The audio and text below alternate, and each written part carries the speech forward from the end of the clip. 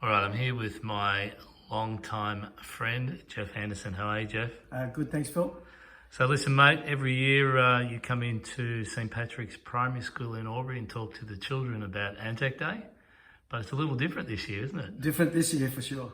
And so for those people out there that'll be watching this video, tell us a little bit about Geoff Anderson. Okay, Geoff Anderson, he left high school in 1970 and joined the Navy, Australian Navy. How old was he then? He would have been 17 and a half. 17 and a half, left school, joined the Navy. Joined the Navy.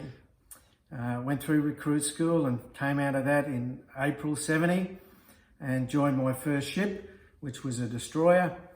And the day I joined it, I was told that we were sailing. And I said, where? And they said, oh, we're going to Vietnam tomorrow. And I went, okay, off we go. So I spent 12 months in Vietnam in 70 to 71 on a destroyer, but at times I was seconded to the American Navy and worked on the swift boats that were going up and down the Mekong Delta and so forth.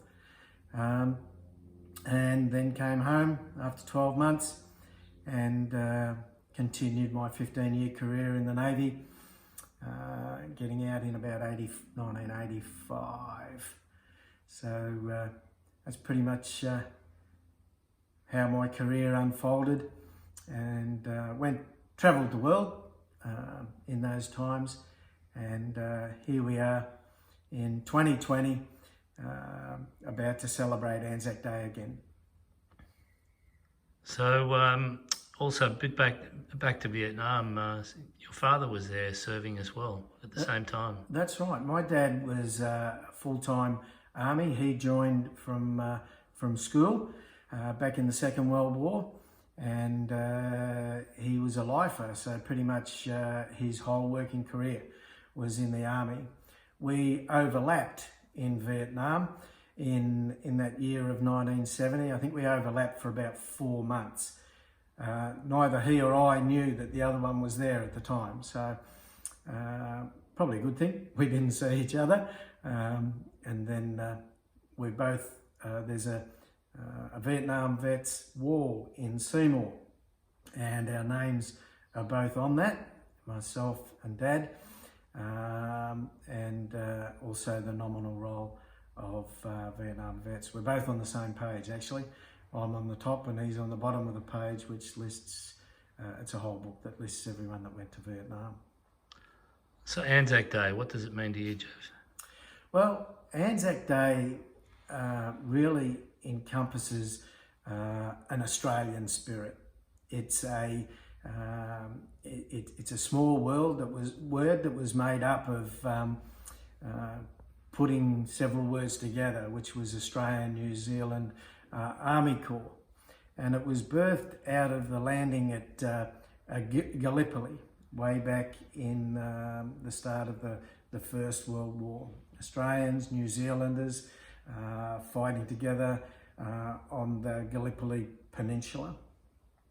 And out of that comes Anzac, which I think speaks of a spirit, the Anzac spirit, of which Australians and New Zealanders are known for.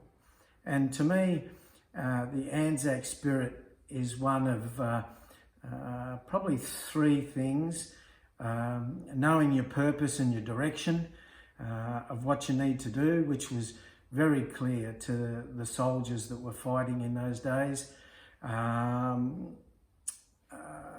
Overcoming difficulties, again, is what they needed to do, and having a compassion for fellow man. We've seen the Anzac spirit through many conflicts. The First World War, the Second World War, the Malaysian confrontation, Korea, Vietnam, and all of those were conflicts that were going on well before any of your school kids were even born. And of late, we've seen conflicts in Iraq, Afghanistan, peacekeeping operations, and even today, I believe the Anzac spirit is alive and strong as we fought summer bushfires earlier this year, and again while we're going through this virus situation. I think being able to know your purpose and direction as young people is very, very important, where you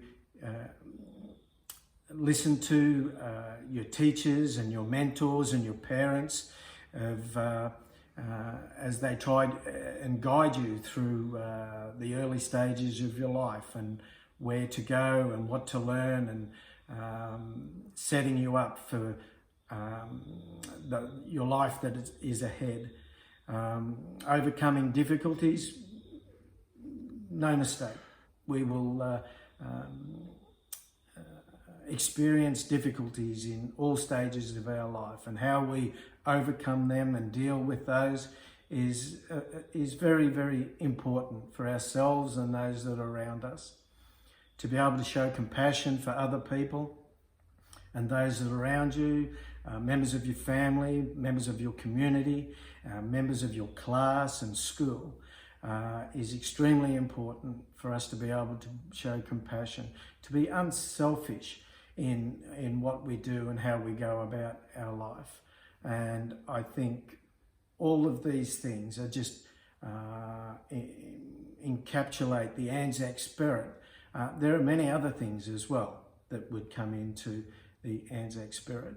I believe the Anzac spirit, as we celebrate Anzac Day, that we're reminded of what we need to focus on, how we need to behave in going about our everyday life. And Anzac Day is going to be celebrated a little differently this year. Yes, I believe so. I saw on Facebook, Senator Jackie Lambie put up a Plant a Poppy program, which you go on and click that, and on Anzac Day, which is the Saturday, 6 o'clock in the morning, you go down to the end of your driveway and stand there, and I believe we'll be able to hear the last post being sounded, because for sure, I think in the silence of that morning, there'll be people out there with the trumpets that will be able to sound it. And I know I'll be going out to the end of my driveway, and I believe you are too, Phil, and we'll be waving from a distance and celebrating Anzac Day a little bit different this year. But I believe the spirit is still there, the thankfulness that we have for that Anzac spirit and the sacrifices that were made. So for all of our students at the school, I have no doubt that number one question would be, Geoff, tell us about the medals. Okay, so the 5 medals that I've got were all earned over the career of my service in the Navy.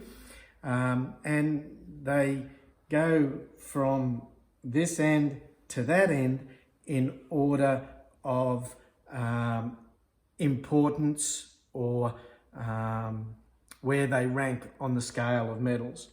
So this one up here is the Australian Active Service Medal with the Vietnam clasp on it. This is the Vietnam Service Medal.